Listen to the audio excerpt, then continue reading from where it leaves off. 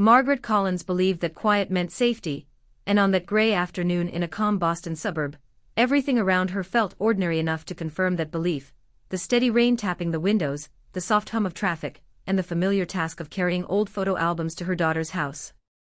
At 62, Margaret lived a careful life shaped by years of responsibility, widowhood, and a deep sense of duty as a mother, and Emily, her only daughter, was the center of that duty.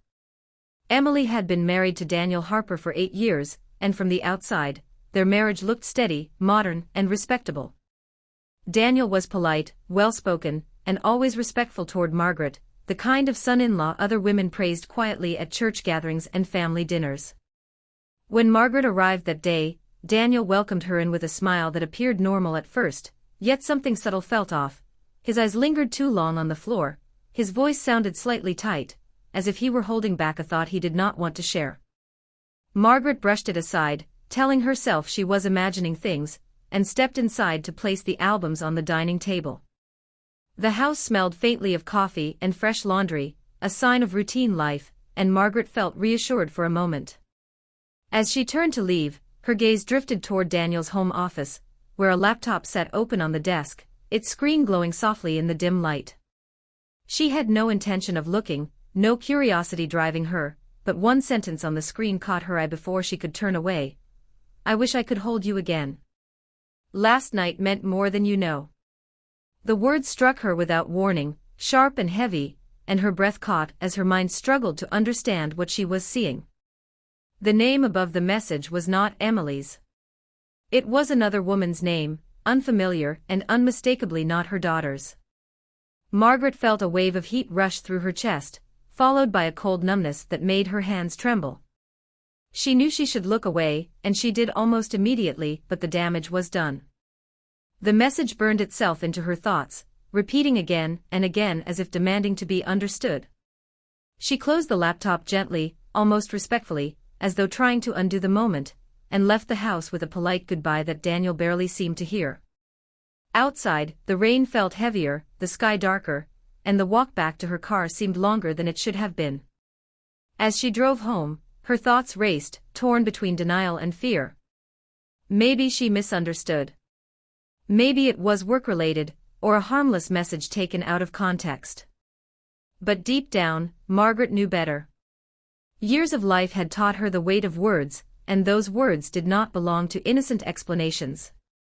At home, she sat alone in her living room, the quiet she once loved now pressing in on her from all sides.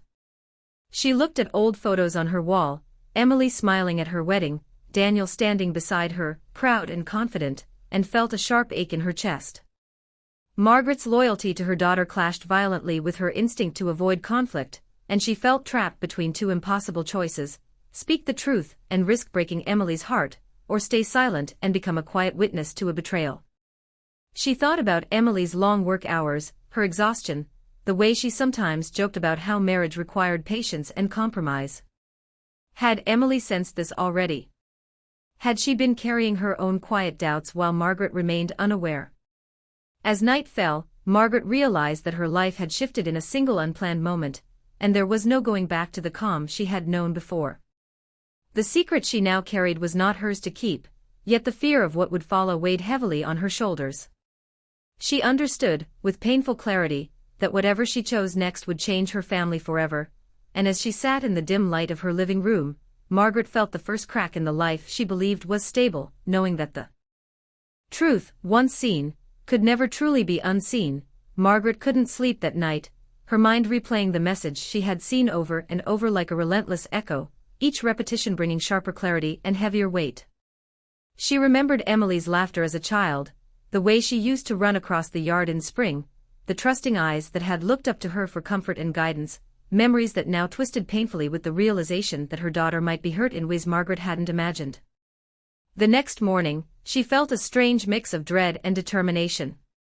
She decided she needed to speak with Daniel, not to accuse, but to understand, because the truth was heavy, and Margaret knew that holding it inside would only make it more dangerous. She invited him to a small cafe, a neutral place where the air was filled with the smell of coffee and the low murmur of other conversations, hoping it would give them both space to speak without pressure. When Daniel arrived, he was visibly tense, his hands gripping the cup in front of him as if it were a lifeline. Margaret took a deep breath, trying to steady her own nerves, and gently told him she had seen the message. Daniel's face went pale, and for a moment, he said nothing, staring down at the table as if the floor could swallow him. Margaret stayed quiet, letting him find his own words, refusing to fill the silence with anger or judgment. Slowly, he began to speak, his voice trembling, admitting that he had been lonely in the marriage, that Emily's demanding job and long hours had left him feeling invisible, unseen, and unappreciated. He spoke of a connection he had formed with someone else, not out of malice, not in pursuit of excitement, but because of human weakness and desperation for attention, and he emphasized that he never wanted to hurt Emily and had considered ending the other relationship but didn't know how. Margaret listened, her heart tightening with a mix of emotions, disappointment, frustration, sadness, but also a faint, reluctant understanding. She saw a man who had made a mistake, yes, but also a man who was suffering, lost in the quiet spaces of his own life. As they spoke, she realized that her role as a mother-in-law had shifted unexpectedly. She was no longer just a visitor or observer, but a guardian of truth, someone who could choose to protect or reveal, but could not ignore what she now knew. Leaving the cafe, Margaret felt the weight of her responsibility pressing on her chest, heavier than she had ever anticipated. Her thoughts circled endlessly around Emily's trust, Daniel's confession, and the fragile balance of love and honesty. The day passed slowly, filled with a restless tension, each sound in her quiet house reminding her of the secret she held. She found herself staring at her own reflection, questioning how human hearts could be so vulnerable, and why decisions made in moments of weakness could ripple outward to hurt those we love most. Margaret understood that nothing would ever be the same between her and Daniel, between her and Emily, or even within herself. The knowledge of what she had seen, combined with Daniel's reluctant confession, left her in a place of painful contemplation, realizing that she would have to navigate the next steps carefully, balancing compassion with justice, and truth with love. That evening, she sat by her window, watching the city lights glimmer under the soft drizzle, feeling both the ache of betrayal and the strange, uncomfortable empathy that came from seeing the flaws of someone she had trusted. Margaret knew she had to decide soon what to do, remain silent and carry the secret, or act in a way that could shatter her daughter's world but ultimately give her the truth she deserved.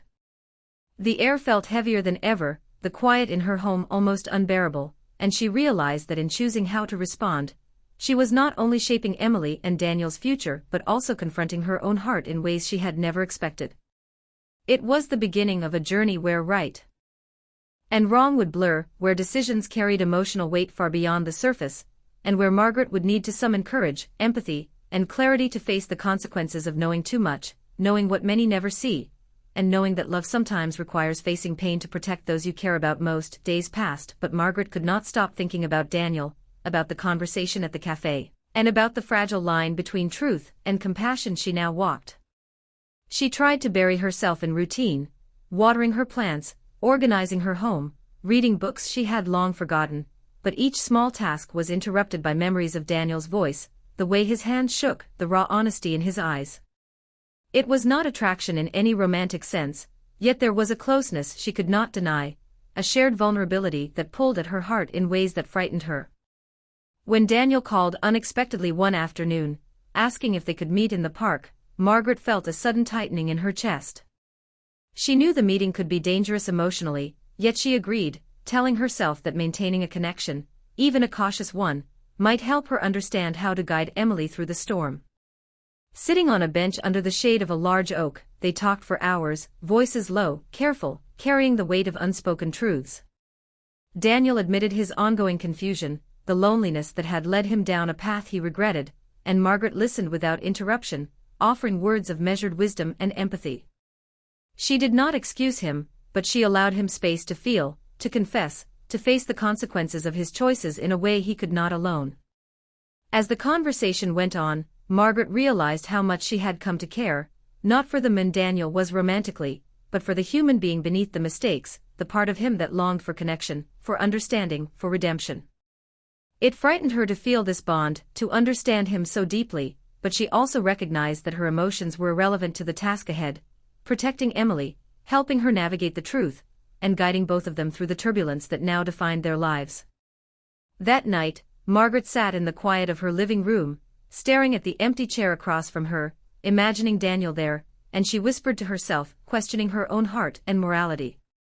She realized that knowing too much about someone else's pain could create unintended intimacy, that empathy could blur lines, and that the human mind had a way of forming attachments even in situations where reason dictated distance. Margaret understood she was walking a fine line, balancing understanding with judgment, connection with caution, and that every meeting, every word shared, could push her closer to the edge of what was acceptable emotionally. She did not allow herself to indulge in fantasy or hope. Instead, she focused on clarity, on the steps she would need to take to ensure Emily received the truth she deserved, while keeping herself from being consumed by feelings that belonged neither to her nor to the role she had been given. The days felt longer, the nights heavier, and every small sound in her home reminded her of the conversation they had shared, of the vulnerability they had exchanged, and of the delicate position she now occupied between her daughter and son-in-law. Margaret knew that in understanding Daniel so completely, she had gained insight, but also a dangerous emotional proximity, one that required careful navigation. She reflected on human weakness, the fragility of trust, and the complexity of love that was not always simple, not always pure, and often hidden beneath layers of routine and unspoken longing. And yet, despite the unease, she felt a strange sense of responsibility strengthened, a conviction that facing the truth, no matter how painful, was the only way to protect Emily, to confront human imperfection, and to maintain integrity. Every decision now carried emotional weight far beyond ordinary life, every thought, every conversation could shift the fragile balance between forgiveness and heartbreak. Margaret realized that life had presented her with a trial not of her making, a test of empathy, courage, and discernment, and that the path forward required steady resolve, careful observation, and unyielding honesty. In that quiet, reflective night, she understood that her choices would shape more than the immediate future. They would define trust, loyalty, and the resilience of the family she loved, and she braced herself for the moments ahead, when truth would need to be spoken and hearts would need to face the consequences of hidden desires and unspoken loneliness.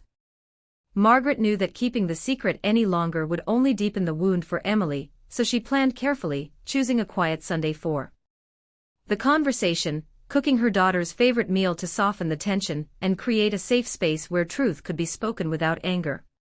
When Emily arrived, bright and unsuspecting, Margaret felt her heart tighten, remembering the years of love, trust, and shared memories, and she struggled for a moment to find the words that could carry both honesty and compassion. Sitting across from her daughter at the kitchen table, she took a deep breath and began, speaking in a steady, calm voice that carried the weight of care, saying, "Emily, there's something you need to know." She explained everything she had discovered, the message, Daniel's confession, the loneliness he had felt, and the painful choice he had almost made, without embellishment, accusation, or judgment, focusing instead on the facts and the reality that Emily deserved the truth to make her own decisions. Emily's hands trembled on the table as she processed the revelation, the initial shock giving way to a deep, quiet grief, tears forming silently as she stared at her mother, absorbing every word, her mind racing through memories and doubts she had felt but ignored over the years. Margaret did not interrupt, she let her daughter feel, let the emotions come freely, understanding that love sometimes meant being present for pain rather than rushing to fix it. After the initial silence, Emily whispered, "I knew something was wrong. I just didn't want to face it," and Margaret's heart ached at the honesty in that simple statement, knowing the courage it took for Emily to acknowledge the reality before her. In the weeks that followed, Emily confronted Daniel, and Margaret watched from a distance as their conversations unfolded, difficult, tearful, honest exchanges where both spoke their hearts, admitted faults, and faced emotions they had buried for too long. There were moments of anger, moments of sorrow, and moments of tentative hope, as Emily and Daniel explored whether the foundation of their marriage could be rebuilt with transparency, counseling, and patience, understanding that forgiveness was not instant and that trust needed time to grow again. Margaret maintained her role carefully, providing support to her daughter without taking sides, offering guidance when asked but never imposing her own feelings, knowing that the ultimate choice belonged to Emily, and that her duty was to empower her daughter to act with clarity and integrity. Over time, Emily began to show signs of quiet strength, a resilience born from facing the truth head-on, and one day she came to Margaret with a soft, hopeful smile, saying, "We're trying," not because it's easy, but because we're finally honest with each other, and Margaret felt a profound relief mixed with lingering sorrow, recognizing that the family she loved had weathered a storm of human imperfection and emerged with an opportunity for deeper connection. Margaret embraced her daughter tightly, tears flowing freely, feeling the bittersweet satisfaction of having chosen truth over comfort, honesty over silence, knowing that though the path had been painful, it had preserved the possibility of love and trust for the future. She realized that sometimes love required letting go of fear, accepting vulnerability, and standing firm in integrity, and in that moment, Margaret understood that her choice had been necessary, painful as it was, because protecting someone didn't always mean shielding them from pain, it meant equipping them with truth and faith in their own strength to survive it. As she watched Emily navigate reconciliation with Daniel, Margaret felt a quiet pride in her daughter's courage, a deep respect for the resilience of human relationships, and a serene acceptance that even through heartbreak, honesty had the power to heal, rebuild, and transform lives in ways that silence never could, leaving Margaret with a profound sense of closure, hope, and the enduring knowledge that love, even tested and bruised, could survive when nurtured with truth, patience, and unwavering care.